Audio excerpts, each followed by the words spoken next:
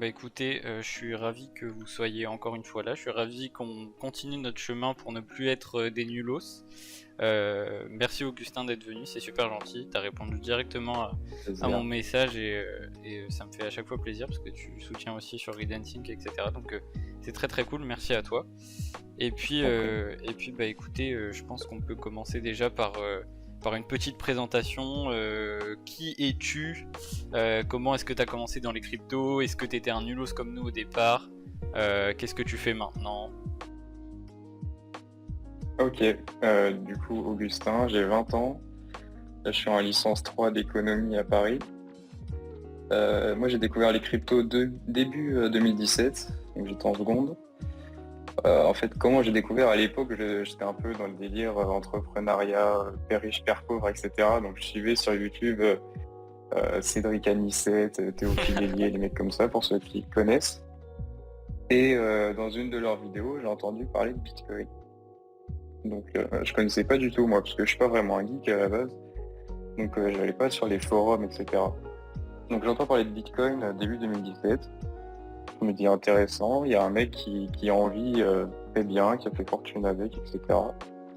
Donc je creuse un petit peu, mais à l'époque, j'ai pas de contrôle sur mon compte bancaire, j'ai pas de carte bleue, etc. Donc compliqué d'acheter. Et quelques mois plus tard, j'arrive en première et je fais la connaissance d'un de mes meilleurs potes aujourd'hui, qui lui avait sauté le pas d'investir. Donc en fait, j'avais pas mal appris à ses côtés. À l'époque, c'était très basique, il n'y avait pas de DeFi, il n'y avait pas d'NFT, etc. Le trading était beaucoup moins développé.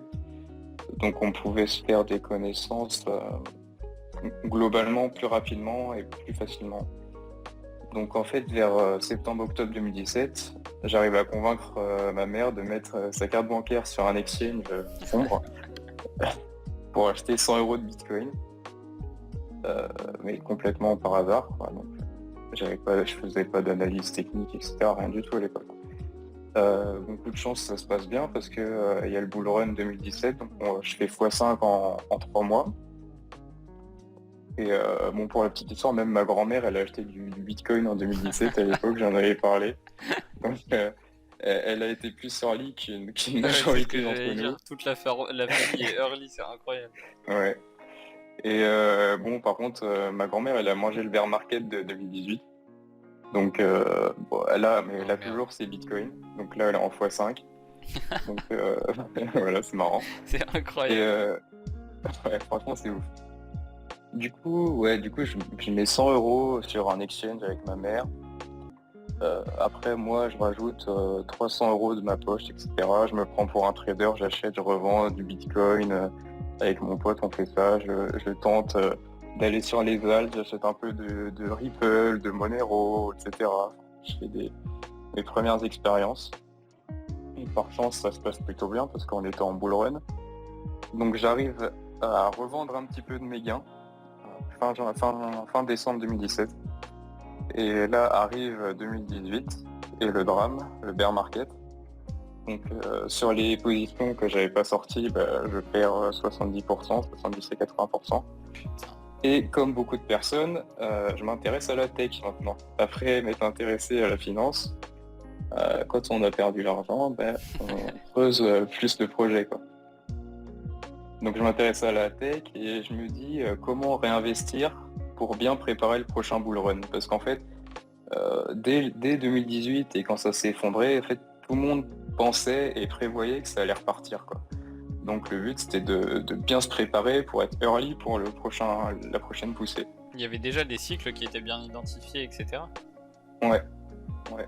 Et les gens Sur les cryptos en croyaient général, ouais. déjà très fort en la technologie à tel point qu'ils se disaient que ça allait repartir. Exactement. Du coup, moi, pendant cette période, j'avais une stratégie assez bête avec du recul. En fait, je regardais les cryptos et j'achetais celles qui étaient le plus loin de leur ATH, donc celles qui avaient le plus baissé. Et comme ça, je me disais, en fait, si elles remontent à leur prix d'avant, c'est là que je vais faire les plus grosses performances. Donc à cause de cette thèse d'investissement, j'ai acheté pas mal de Litecoin à l'époque et de Neo. Je pense que la majorité, vous connaissez pas cette crypto. En fait, Neo, je la trouvais ultra intéressante parce que ça permettait d'avoir un rendement de 7% par an, en plus de l'appréciation du prix du token. Et en fait, c'était du stacking à l'époque, sauf que c'était une des premières cryptos qui permettait le stacking, donc d'avoir du rendement. Et donc j'ai acheté ça, cette merde que j'ai vendue il y a que 1 an. Donc voilà. Et après, donc avec mon pote, on a creusé donc plus la tech et surtout Ethereum, parce qu'en fait, on a compris que les smart contracts, je vais revenir dessus tout à l'heure, ça offrait de grandes possibilités de déploiement, d'applications, etc. Donc de changement de finance, quoi, de décentraliser la finance. Et donc on a plutôt concentré nos investissements dessus, et donc c'est pour ça que j'ai acheté pas mal d'Ether donc entre 2018, 2019 et 2020. C'est drôle parce que j'ai l'impression qu'on a un peu tous commencé de la même manière, on en a entendu parler par un pote ou ce genre de choses. Mais alors toi, en entendre parler par Cédric Anissette, vraiment, alors lui... Ouais. Ouais. C'est dingue, je savais pas qu'il en avait parlé. Parce que c'est pareil, à la même époque, je regardais un peu ses vidéos, etc. sur l'immobilier, machin. Il était très mindsetter, il était assez particulier.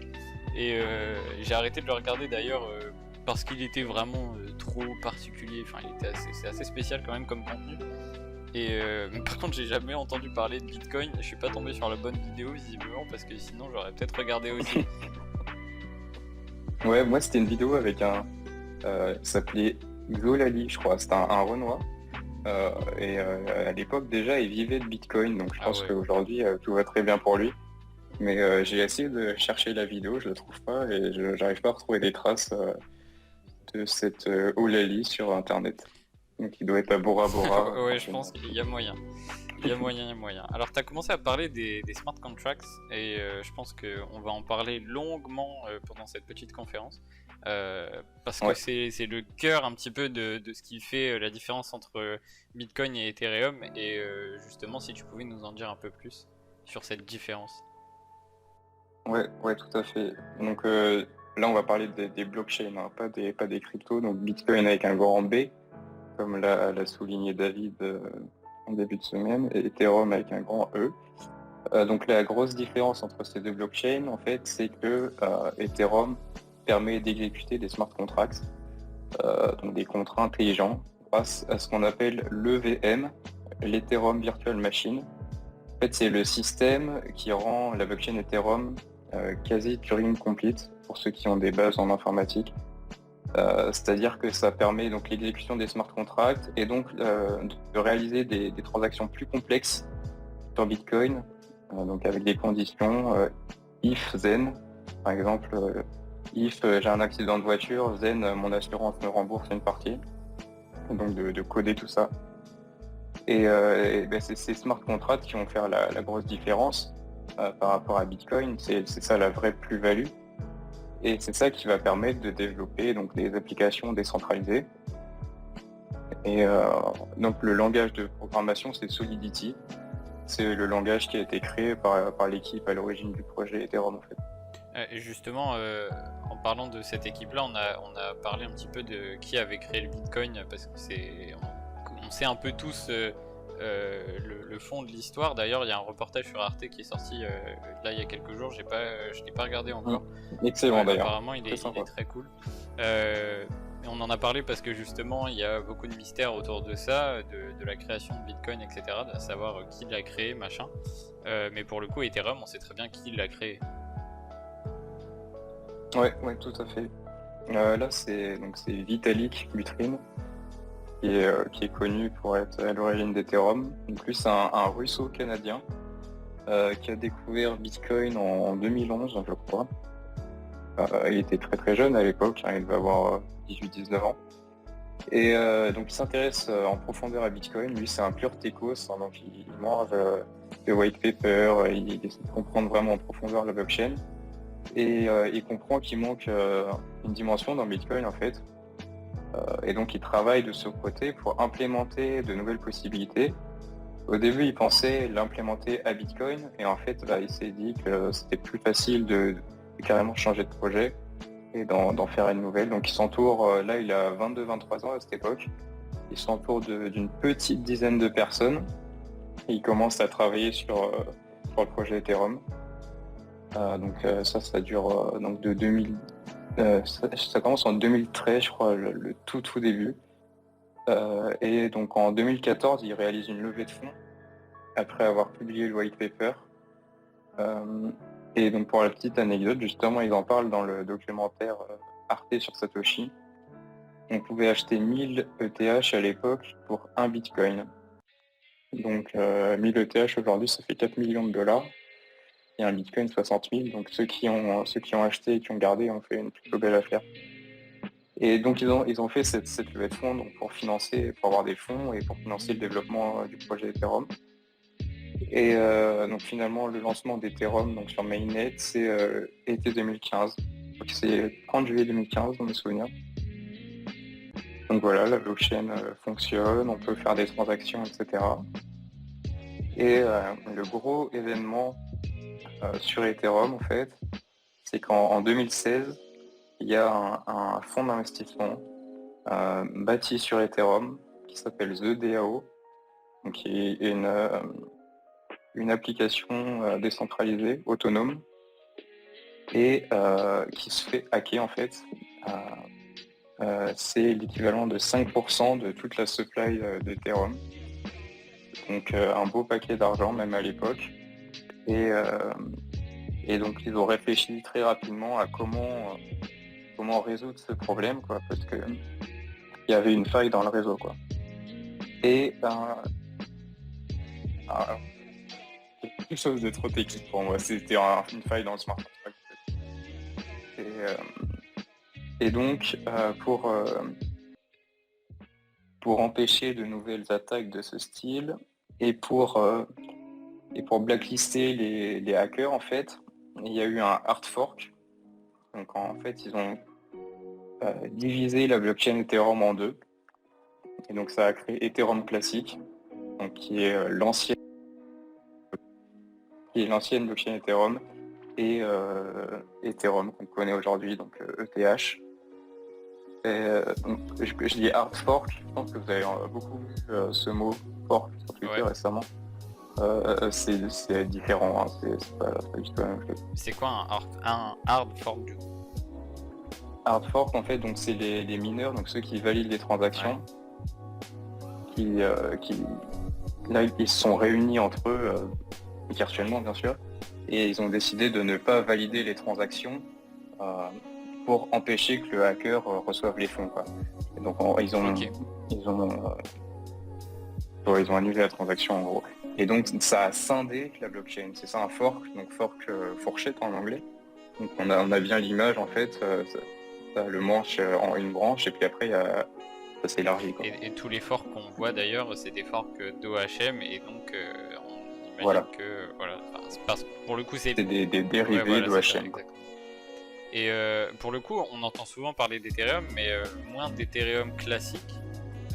J'ai cru voir par moment passer l'ETC, justement, le token, mais sans jamais vraiment savoir ce que c'était. Et pour le coup, du coup, je savais pas du tout que la blockchain avait été scindée en deux à cause d'un hack. Écoute, c'est super intéressant, je savais pas du tout. Ils ont réussi à se relever donc, après ça. Ouais, il y a beaucoup de gens à l'époque ont cru que c'était la fin, quoi. Ah ouais, tu m'étonnes. Mais du coup il y a Ethereum classique, donc aujourd'hui c'est plus utilisé, enfin c'est utilisé par les vrais puristes de l'époque qui disent non, on change jamais le code dans la blockchain, on reste tel qu'est écrit dans le white paper, etc. Mais la réalité c'est qu'il y a des attaques très souvent sur Ethereum classique et c'est beaucoup moins performant qu'Ethereum tout court qu'on connaît tous. Donc le projet tend à mourir. Faites attention s'il vous plaît, si vous voulez acheter de l'Ether, spéculez dessus. Soyez vigilants et n'achetez pas Ethereum classique mais bien Ethereum. D'ailleurs, c'est quoi l'intérêt de garder cette branche-là de la blockchain? Faire plaisir aux puristes de l'époque. C'est simplement ça? Non, ouais, en vrai, il n'y a pas vraiment d'intérêt. Ils peuvent pas l'éteindre. De toute façon, maintenant qu'elle est live, ouais, c'est ça, en fait, maintenant qu'elle est live et qu'il y a des mineurs qui trouvent leur compte à valider des transactions dessus et qu'il y a encore quelques transactions, quelques utilisateurs, etc.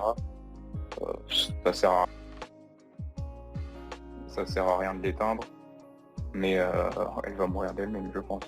Ouais, c'est assez drôle parce que pour le coup, même s'il y avait plus de mineurs, etc., une blockchain, est-ce qu'elle peut réellement mourir? Mourir. On t'entend plus très bien. Ouais, pardon. Je te disais, mourir, non, elle existera toujours. Par contre, s'il n'y a plus de mineurs, il n'y a plus de transactions qui passent. Oui, donc au final, elle servira à rien. Donc ça... voilà, c'est ça. Ok, c'est intéressant pour le coup. Je savais pas du tout. Je sais pas si des nulos parmi nous savaient que Ethereum avait été à ce point tourmenté dès le départ, mais je trouve ça quand même dingue déjà au départ que l'idée même des smart contracts naisse dans l'esprit de Vitalik.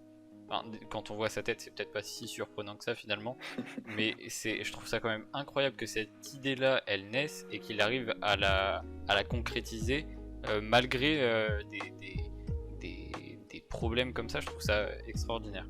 Et pour le développement d'Ethereum, donc il y a eu ce problème-là. Ethereum a survécu, s'est redéveloppé. Et aujourd'hui, on entend beaucoup de critiques sur Ethereum, et c'est de là que beaucoup de blockchains aujourd'hui, de projets de blockchain naissent et nourrissent leur communauté en mode on est des concurrents d'Ethereum, on est le nouveau Ethereum, etc. Et c'est pas en réponse à ça, mais les gens qui défendent Ethereum répondent souvent que on entend parler souvent d'Ethereum 2.0. De mise à jour d'Ethereum, elle est toujours attendue, on sait pas exactement ce qu'il en est, etc. En tout cas, de mon point de vue personnellement, j'ai l'impression qu'on en entend parler depuis un an et demi, mais que personne ne sait où ça en est, ce que ça va réellement changer, qu'est-ce qui se passe. Qu'est-ce que c'est que Ethereum 2.0? Ouais, tout à fait. Attends, Zach, on parlera de ça tout à l'heure, de Proof of Stake, mais ça rejoint un petit peu. En fait, ETH 2.0, c'est pas ce qui va faire vraiment scaler la blockchain, donc ce qui va réduire, ce qui va augmenter le nombre de transactions, etc. Ethereum, en effet, a beaucoup de problèmes, de frais. Il y a deux façons de le voir. Soit on se dit c'est trop cher, c'est pour les riches, c'est inutilisable. Soit on se dit il y a des gens qui sont prêts à payer une fortune pour pouvoir utiliser Ethereum. Donc ça prouve bien l'intérêt et l'avantage que Ethereum offre. Mais comme tu l'as dit, maintenant les transactions c'est autour de $100 pour faire ne serait-ce qu'un swap. Clairement ça restreint le public. Et donc c'est un problème à court terme, mais il y a de plus en plus de solutions qui visent à augmenter le nombre de transactions et réduire les frais, donc comme les Layer 2. J'allais t'en parler justement parce que je me suis un petit peu documenté sur la chose en tant que nulos invétéré. On entend souvent parler de blockchain Layer 1, Layer 2, etc. Ça fera peut-être l'objet d'un document que je mettrai sur les crypto-nulos si vous voulez, pour ceux qui savent pas du tout ce que c'est. Et justement, ouais, on entend souvent parler de Layer 1, Layer 2, etc. Mais qu'est-ce que c'est en soi? Est-ce que c'est bien ce que je pense, à savoir une méthode, et encore il existe différentes façons de faire des Layer 2, pour décharger la blockchain, le Layer 1, faire une seconde couche finalement, pour décharger la première, et donc qu'elle soit moins congestionnée, et donc qu'il y ait moins de frais par conséquent. Ouais, c'est tout à fait ça. Donc Layer 2, en fait, seconde couche.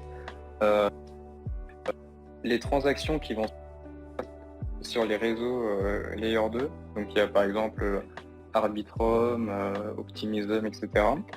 En fait, les transactions sur ces Layer 2 vont se regrouper en une transaction qui va passer sur le Layer 1. Donc au lieu de passer 5 transactions sur les Layer 1, les 5 transactions vont être passées sur le Layer 2 et vont être regroupées en une seule sur le Layer 1. Donc en fait, ça permet de réduire le nombre de transactions et par conséquent les frais, et donc de scaler plus en fait.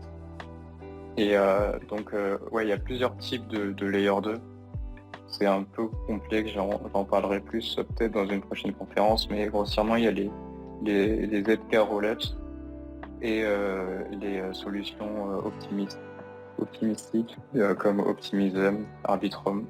Mais bon, j'en parlerai plus, je mettrai de la docu parce que c'est un peu technique.